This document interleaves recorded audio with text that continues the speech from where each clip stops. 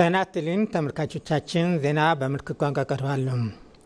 የዲጂታል ኢትዮጵያ 2030 እቅድ እንዲሳካ በቀጣዮች 5 ዓመታት የቴሌኮም አገልግሎት ሽፋን በመላው ኢትዮጵያ ተደራሽ ለማድረግ እንደሚሰራ ጠቅላይ ሚኒስትር አብይ አህመድ ተናገሩ። የገጠሩ ማህበረሰብ የዲጂታል አገልግሎት የሚያገኙበት ማዕከል ማስፋፋት ጨምሮ የኢንተርኔት አገልግሎት ሽፋንን ለማሳደግ እንደሚያግዙ የቴሌኮም መሰረተ ልማት ግንባታ እንደሚከናወን ኢትዮጵያ ቴሌኮም አስታውቋል። በቴክኖሎጂ ውድድር ይህንን እሳቤ ማራመድና የሌሎች የተገዛ ሲስቴም ተቀባይ ብቻ መሆን አዋጭ አለመሆኑን ጠቅላይ ሚኒስትር አብይ አህመድ ገልጸዋል። ዲጂታል ኢትዮጵያ 2025 ስትራቴጂ በዚህ እሳቤ እንደተጀመረ የገለጹት ጠቅላይ ሚኒስትሩም ይህም በዲጂታል ኢትዮጵያ 2030 ጎልብቶና በልጽጎ እንደሚቀጥል ተናግረዋል። ባለፈው የዲጂታል ስትራቴጂ ንቅናቄ ወቅት ለአፍሪካ ዋቢ መሆን የሚችል ሰው ሰራሽ አስተውሎት ኢንስቲትዩት መገንባት ስለመቻሉን ገልጸው ተቋሙም በሚመሰረትበት ወቅት ልምድ ለመቅሰም እንኳን የሚያስችል ተመሳሳይ የቴክኖሎጂ ኢንስቲትዩት በሀገሪቱ እንዳልነበር አስታውሰዋል።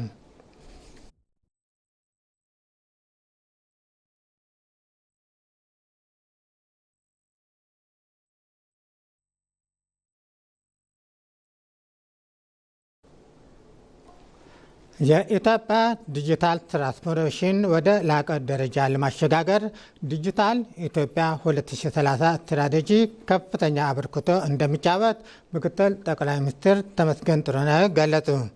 የተጀመረው ሁለንተናዊ የብልጽግና ጉዞ ለማፋጠን የዲጂታል ትራንስፎርሜሽን ሚና የላቀ መሆኑን ምክትል ጠቅላይ ሚኒስትሩ ጠቁመዋል። የዲጂታል መሰረተ ልማቱ የሕዝብ ትስስርን በማጠናከር አገልግሎትን በማዘመን የንግድ ስርዓትን የመንግስትን ተደራሽነት በማሳሰት ረገድ ትልቅ እመርታ የታየበት መሆኑን ምክትል ጠቅላይ ሚኒስትሩ ያብራራሉ። ይህ ስርዓት ኢትዮጵያን ወደ ተሻለ ምዕራፍ የሚያሻገር መሆኑን ጠቅመው በዚህ የዲጂታል ሽግግር ሂደት ውስጥ የወጣቶችን ስነ ልቦና አስተሳሰብና አሰራር መቀየሩን ገልጸዋል። በዚህ በተቀያሪ እሳቤ ስርዓት አጠቃቀም መሰረት ደግሞ ወደ ቀጣዩ ምዕራፍ መሸጋገር የግድ አስፈላጊ ሆኖ መገኘቱን አስገንዝበዋል።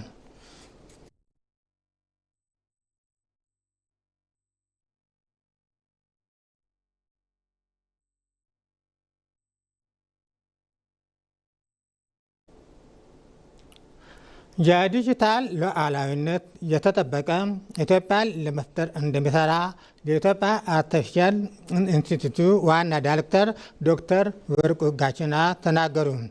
የኢትዮጵያ ዲጂታል 2030 ግብን እውን ለማድረግ በሚደረገው እንቅስቃሴ ውስጥ ሰው ሰራሽ አስተውሎት ትልቅ ሚና እንደሚኖረው ገልጸዋል። ኢትዮጵያ በቴክኖሎጂ ዘርፍ የነበረባትን ተከታታይነት በመቀየር ወደፊትም ለመሰንጠር የአርቲፊሻል ኢንተሊጀንስ፣ ማሽን ለርኒንግ፣ ሮቦቲክስ እና ብሎክ ቼን ቴክኖሎጂ በስፋት መጠቀም የግድ እንደሚላት ዋና ዳይሬክተሩ አስገንዝበዋል። ስትራቴጂው የኢትዮጵያን የዲጂታል ሉዓላዊነት ለማረጋገጥ በመንግስት የሚመራ የተደራጀ የክላውድ ሲስተም መገንባት ታሳቢ ያደረገ ሲሆን በ2030 መጨረሻ ላይም ኢትዮጵያ ከ60 ሜታ ባይት በላይ የሆነ መረጃን የሚያዝ አቅም ያለው የክላውድ መሰረተ ልማት እንደሚኖራት አመልክተዋል።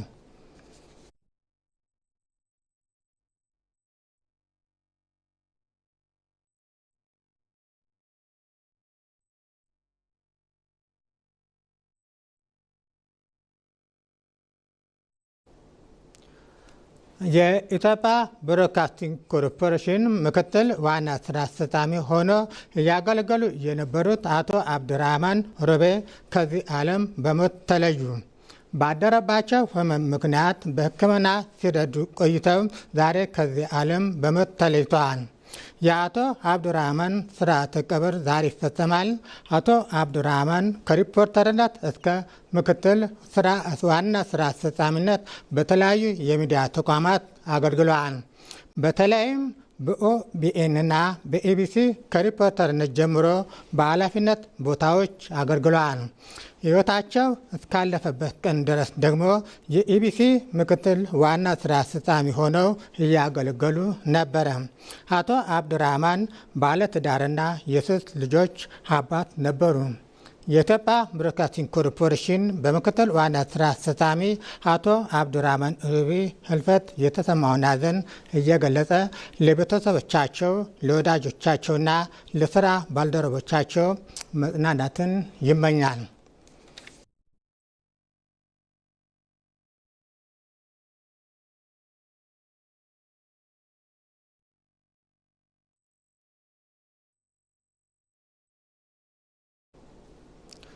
በመጨረሻም የቱርክያ ከፍተኛ ባለስልጣን ከሶሪያ ፕሬዝዳንት ጋር ተገናኝተው መከሩ። የቱርክያ የውጭ ጉዳይ ሚኒስትር ሃካን ፊዳን፣ የመከላከያ ሚኒስትር ያሳር ጉለር እና የብሔራዊ መረጃ ኃላፊ ሄብራይን ካሊን በትላንትናው ዕለት በደማስቆ ባደረጉት ጉብኝት ከሶሪያ ፕሬዝዳንት አህመድ አልሻራ ጋር ተገናኝተው መክረዋል። በውጭ ጉዳይ ሚኒስትር ሃካን ፊዳን የተመራው የቱርክ ልዑካን ቡድን የቱርክያን ሶሪያን ግንኙነት አስመልክተው አጠቃላይ ግምገማ አካሂደዋል።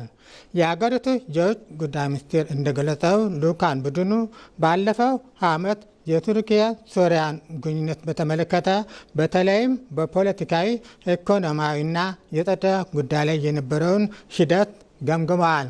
በእስራኤል ቀጣይነት ያለው ጥቃት በደቡብ ሶሪያ አካባቢ እየተስተዋለ ነው የመባሉን ተከትሎ በጸጥታ ጉዳይ ላይ አጽንኦት ሰጥተው ተወያይተዋል። በሌላ በኩል ከደህንነት ጉዳይ በተጨማሪ በሶሪያ መልሶ ግንባታ ዙሪያ ይመክራሉ ተብሎ ይጠበቃል።